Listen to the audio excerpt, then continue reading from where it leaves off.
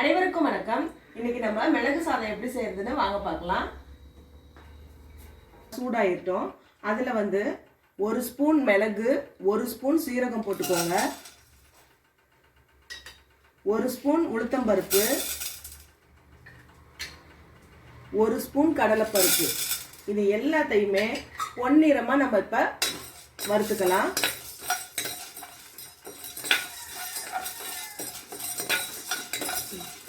இப்போ பார்த்தீங்கன்னா கடலைப்பருப்பு, உளுத்தம்பருப்பு, சீரகம், மிளகு இது எல்லாத்தையும் நம்ம வறுத்தாச்சு.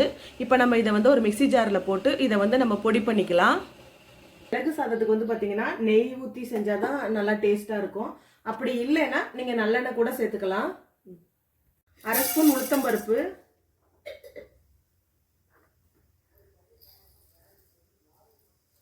அரை ஸ்பூன் கடலைப்பருப்பு. இது தாளிக்கிறதுக்கு போட்டுக்கலாம். ஏற்கனவே நம்ம வறுத்து அரைச்சிருக்கோம். இது நம்ம இப்படி வறுத்து அரைச்சோம்னா வாயில கடிப்படும் பொழுது நல்லா இருக்கும்.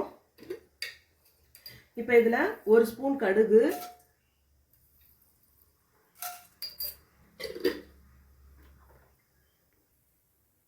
கொஞ்சமா ஜீரகமும் தாளிக்கிறதுக்கு போட்டுக்கலாம். இதை நல்லா மிக்ஸ் பண்ணிக்கலாம். நல்லா வறுபடட்டும். இதில் ஒரு கைப்பிடி அளவுக்கு நிலக்கடலை சேர்த்துக்கலாம்.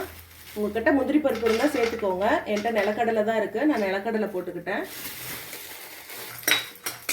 இது நல்லா வறுபட்ட உடனே பெரிய வெங்காயத்தை பொடி பொடியாக கட் பண்ணி வச்சு அதையும் சேர்த்துக்கலாம். நீங்கள் வெங்காயம் வேணால் போட்டுக்கலாம். நான் வெங்காயம் போடுவேன். வேணா சேர்த்துக்கோங்க, இல்லைன்னா அந்த தாளிப்போடே அப்படியே நிறுத்திக்கலாம். இப்போ வெங்காயம் இதெல்லாம் ஓரளவுக்கு நல்லா வதங்கட்டும்.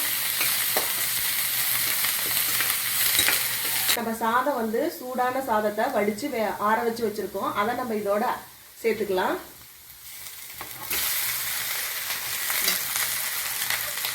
இப்போ இதுக்கு தேவையான அளவு நம்ம உப்பு போட்டுக்கலாம். இந்த சாதத்துக்கு உளுத்தம்பருப்பு, மிளகு, சீரகம்லாம் வறுத்து வச்சுருக்கதை இந்த சாப்பாட்டோட மிக்ஸ் பண்ணிக்கலாம். நல்லா மிக்ஸ் பண்ணிக்கலாம். இந்த மாதிரி நம்ம வறுத்து அரைக்கும் போது அது நல்லா வாசமாகவும் இருக்கும். நல்லா இறக்கும் பொழுது தேவையான அளவுக்கு நீங்கள் திருப்பி இன்னும் 2 ஸ்பூன் நெய் கூட விட்டு இறக்குனா இன்னும் நல்லா வாசமாக இருக்கும். பாருங்கள், சூப்பராக மிளகு சாதம் ரெடி ஆயிடுச்சு. நல்லா வாசமாகவும் இருக்குது. காரம் அந்த மாதிரிலாம் எதுவுமே இல்லை. நம்ம அப்படியே மிளகை அரைச்சி நம்ம சேர்த்தோம்னா ரொம்ப காரமாக இருக்கும். இந்த மாதிரி நம்ம வறுத்து அரைச்சி செய்யும் பொழுது ரொம்ப டேஸ்ட்டாக இருக்கும். இப்போ கொத்தமல்லி தழை தூவி விட்டு இறக்கிக்கலாம். இப்போ சூப்பரான மிளகு சாதம் ரெடி. இதோட சைடிஸ் பார்த்தீங்கன்னா பொட்டேட்டோ ஃப்ரை வச்சு குழந்தைங்களுக்கு கொடுத்தீங்கன்னா சூப்பராக சாப்பிடுவாங்க. இதே மாதிரி நீங்களும் ட்ரை பண்ணி பாருங்க. நல்லா வாசமாக நல்லா டேஸ்ட்டாக இருக்கும். இந்த வீடியோ உங்களுக்கு பிடிச்சிருந்துச்சுன்னா லைக் பண்ணுங்க, ஷேர் பண்ணுங்க, கமெண்ட் பண்ணுங்க. Bye friends.